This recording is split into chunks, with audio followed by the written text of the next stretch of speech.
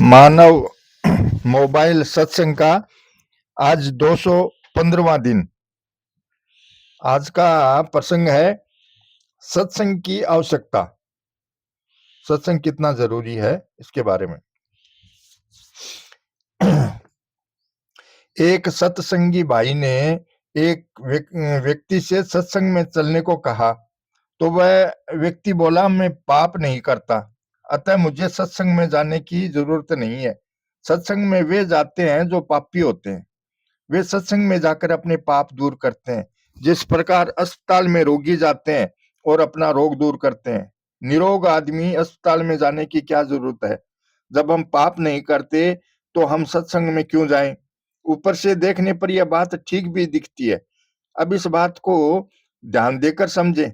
श्रीमद् भागवत में एक श्लोक आता है, जिसकी तृष्णा की प्यास सर्वदा के लिए बुझ चुकी है, वे जीवन मुक्त महापुरुष जिसका पूर्ण प्रेम से अतृप्त रहकर गान किया करते हैं। मुमुक्षु जनों के लिए जो भवरोग का रामबाण औषध है, तथा विषय लोगों के लिए भी उनके कान और मन को परम आह्लाद देने वाला है। भगवान श्री कृष्ण चंद्र के ऐसे सुंदर सुखद रसीले गुणानुवाद से पशुघाती अथवा आत्मघाती मनुष्य के अतिरिक्त और कौन ऐसा है जो विमुख हो जाए, उससे प्रीति न करे। मनुष्य तीन प्रकार के होते हैं, एक जीवन मुक्त, दूसरे साधक तथा तीसरे साधारण संसारी व्यक्ति, जिनके कोई तृष्णा नहीं रही, कामना नहीं रही, जो पूर्ण रूप पुरुष है, जो आत्माराम है, जिनके ग्रंथि भेदन हो गया है, जो शास्त्र मर्यादा से ऊपर उठ गए हैं। ऐसे जीवन मुक्त तत्वज्ञ महापुरुष भी भगवान की भक्ति करते हैं, भजन करते हैं और भगवान के गुण सुनते हैं। जीवन मुक्त ब्रह्म पर चरित सुनहि तजी ध्यान, जो निरंतर भगवान का ध्यान करते हैं, वे भी ध्यान छोड़कर भगवान के चरित्र सुनते हैं। ब्रह्मा जी के 4 मानस पुत्र सनकादि हैं। उनकी अवस्था सदा ही 5 वर्ष की रहती है। वे जन्मजात सिद्ध हैं। ऐसे अनादि सिद्ध सनकादिक, जिनके 10 दिशाएं ही वस्त्र हैं, उनके एक व्यसन है, आशा बसन व्यसन, यह तीन ही रघुपति चरित होय तह सुनहि। जहां भी भगवान की कथा हो वहां वे सुनते हैं। दूसरा कोई कथा करने वाला न हो तो 3 बन जाते हैं, श्रोता, और 1 बन जाते हैं वक्ता। इस प्रकार मुक्त पुरुष भी भगवान की कथा सुनते हैं। परमात्मा तत्व में निरंतर लीन रहने वाले जीवन मुक्त पुरुष भी सत्संग जहां होता है वहां सुनते हैं। जो संसार से उद्धार चाहते हैं, ऐसे साधक भी सत्संग सुनते हैं, ताकि सांसारिक मोह दूर हो जाए, अंतःकरण शुद्ध हो जाए। क्योंकि भवोस धात अर्थात यह संसार की दवा है। जो साधारण संसारी मनुष्य है, साधन भी नहीं करते, उनके भी मन को, कानों को सत्संग की बातें अच्छी लगती हैं। श्रोत्र मनो अभिरामात, सत्संग से एक प्रकार की शांति मिलती है, स्वाभाविक मिठास आती है। इसलिए 3 प्रकार के मनुष्यों का वर्णन किया है, निवर्त तस्यरूपगी यमानात सिद्ध, वसो सधात साधक, और विषय। भगवान के गुणानुवाद से उपराम कौन होते हैं? जो नहीं सुनना चाहते, वे पशु घन होते हैं, अर्थात महान घातक कसाई होते हैं। कौन भगवान के गुणानुवाद सुने बिना रह सकता है? बिनु पशु घनात, पशुघाती के सिवाय।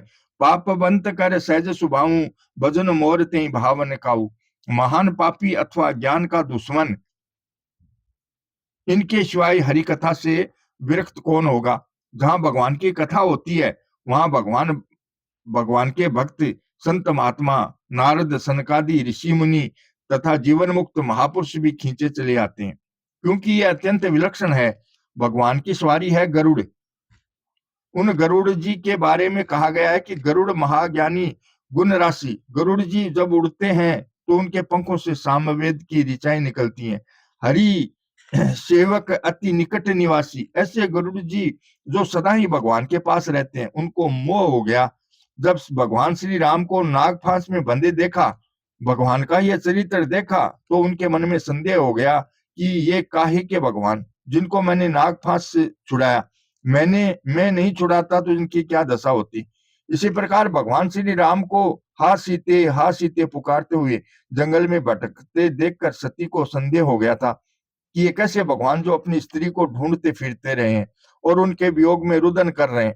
गरुड़ जी और सती के उदाहरण इसलिए दिए कि इन्हें खुद श्री राम जी के चरित्र देखने से मोह पैदा हो गया और चरित्र स्वर्ण से मोह दूर हुआ। इससे सिद्ध हुआ कि भगवान के चरित्र देखने से भी भगवान के चरित्र सुनना बढ़िया है। साक्षात दर्शन से भी चरित्र सुनना उत्तम है, क्योंकि दर्शनों से तो मोह पैदा हुआ है और कथा सुनने से दूर हुआ है। भगवान की कथा गरुड़ सती आदि के मोह को दूर करती है। इसका मतलब है कि जिसको मोह हो गया वे भी सत्संग के अधिकारी हैं, तो जिनको मोह नहीं है वे तत्व के पुरुष भी अधिकारी हैं, तथा घोर संसारी आदमी सुनना चाहे तो वे भी अधिकारी हैं। कोई ज्ञान का दुश्मन ही हो तो उसकी बात अलग है। हरि कथा में रुचि नहीं होती तो भाई अंतःकरण बहुत मैला है, मामूली मैला नहीं है।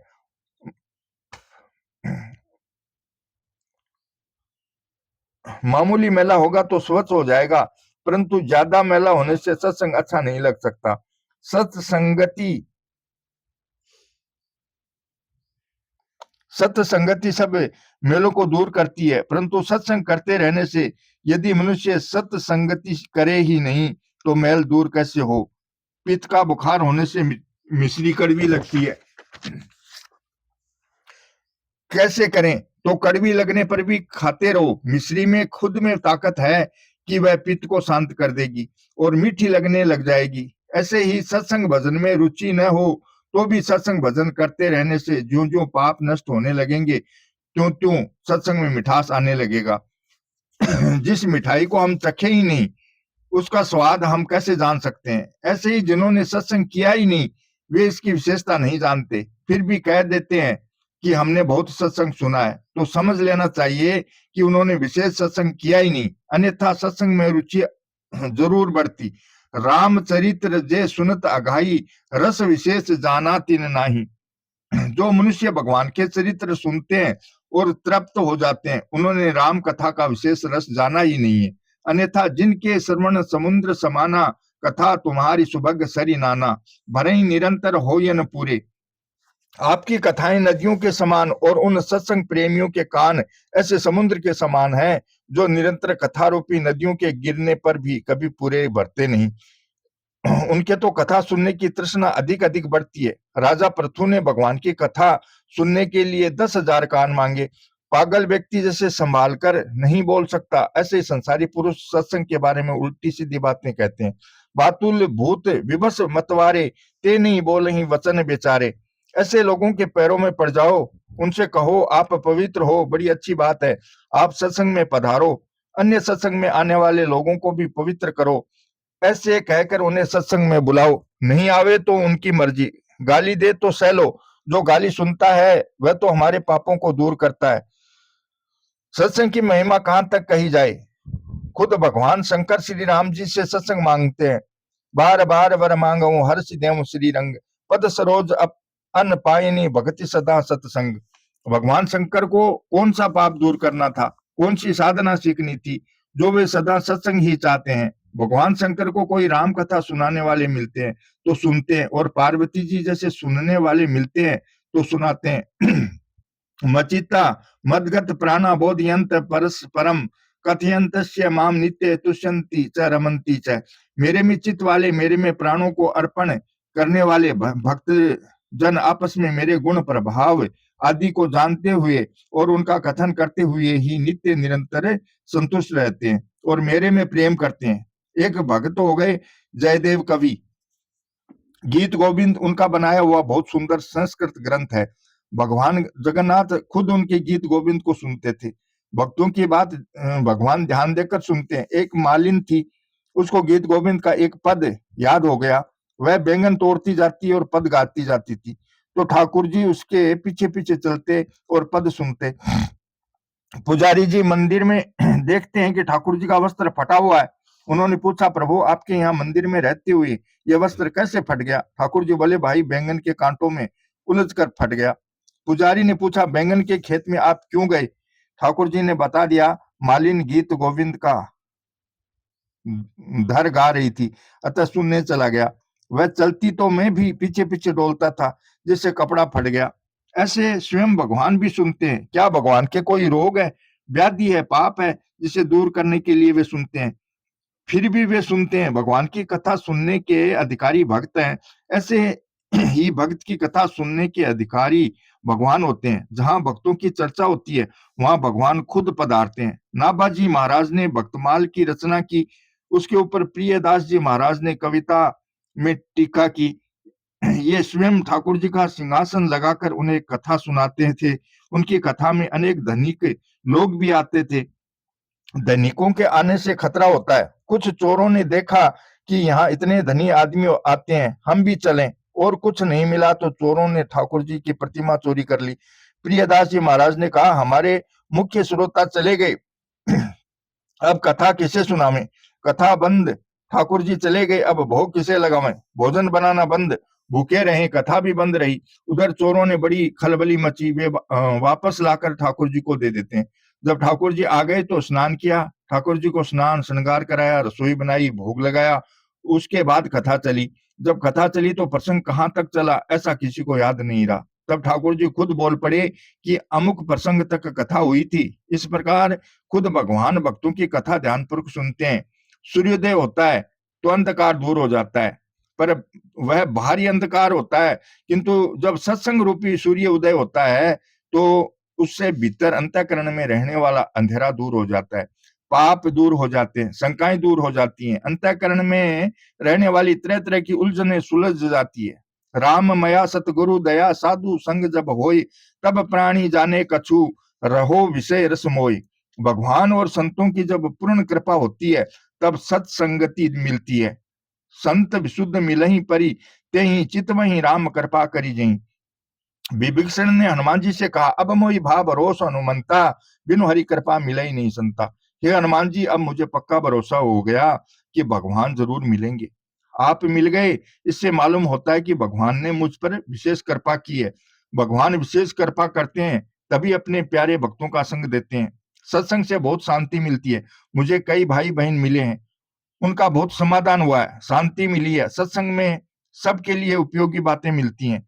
तत्वज्ञ, जीवन मुक्त, साधक, संसारी विषय समस्त आदमी इसके सुनने के पात्र हैं। जब भी सत्संग सुनने को मिल जाए तो समझना चाहिए कि भगवान ने विशेष कृपा की है। भगवान ने मनुष्य शरीर दिया है, यह कृपा की, उसके बाद सत्संग दिया, यह विशेष कृपा है। ऐसी कृपा का लाभ हमें तो लेना ही चाहिए। दूसरों को भी जो लेना चाहे तो देना चाहिए। भरा सत्संग का दरिया नहा लो, जिसका जी चाहे। हजारों रत्न भी कीमत भरे आला से आला है, लगाकर ज्ञान का गोता निकालो, जिसका जी चाहे। सत्संग रूपी दरिया में बहुत बढ़िया बढ़िया रत्न है। इसमें ज्ञान की डुबकी जितनी लगाएंगे उतनी ही विलक्षण बातें मिलेंगी। सुनने से तो मिलती ही है, सुनाने से भी मिलती हैं। सुनाने में भी ऐसी ऐसी विलक्षण बातें पैदा होती हैं कि बड़ा भारी लाभ होता है। ऐसे कई बातें हमें सुनने वालों की कृपा से मिलती हैं। संत समागम हरि कथा, तुलसी दुर्लभ दोय, सुत दारा अरु लक्ष्मी पापी के भी होय। भगवान की कथा और सत्संग ये दुर्लभ चीज है। पुत्र, स्त्री और धन तो पापी मनुष्य के भी प्रारब्ध अनुसार होते ही हैं। रावण का भी बहुत बड़ा राज्य था, यह कोई बड़ी बात नहीं। बड़ी बात तो यही है कि भगवान का चिंतन हो, स्मरण हो, चर्चा हो तथा भगवान की तरफ लग जाए। संतों ने भी मांगा है, राम जी साधु संगत मोहि दीजिए, बारी संगत दो राम जी, पल भर भूल न होय। महाराज सत संगति दीजिए, जिससे आपको क्षण भर भी न भूलूं। सज्जनों, सत्संग से जो लाभ होता है वह साधन से नहीं होता। साधन करके जो परमात्म तत्व को प्राप्त करना है वह कमाकर धनी होने के समान है, किंतु सत्संग सुनना तो गोद में जाना है। गोद चले जाने से कमाया हुआ धन अपने आप मिल जाता है। संतों ने कितने वर्ष लगाए होंगे, कितना साधन किया होगा, कितनों का संग किया होगा, उस सब का सार आपको 1 घंटे में मिल जाता है। गोद जाने में क्या जोर आवे साहब, आज कंगला और कल लखपति, वह तो कमाए हुए धन का मालिक बन जाता है। सत्संग के द्वारा ऐसी ऐसी चीजें मिलती हैं जो वर्षों तक साधन करने से भी नहीं मिलती। इसलिए भाई, सत्संग मिल जावे तो जरूर करना चाहिए। इससे मुफ्त में कल्याण होता है। मुफ्त में कहा गया है, जलचर थलचर नवचर नाना, ते जड़ चेतन जीव जहाना, मति कीरति गति भूत भलाई, जब जही जतन जहां जही पाई, सो जानब सत्संग प्रभाव, लोकों वेदन आनो पाऊं। और संत समागम करिए भाई, लोह पलट कंचन हो जाई, नाना विधि बन राय कहीजे, भिन्न भिन्न सब नाम धराई। नौका रूप जान सतसंग ही, या में सब मिल बैठो आई। और उपाय नहीं तिरने का, सुंदर काढ़िए राम दोहाई। श्री कृष्ण गोविंद हरे मुरारी, हे नाथ नारायण वासुदेवा। जय श्री कृष्ण।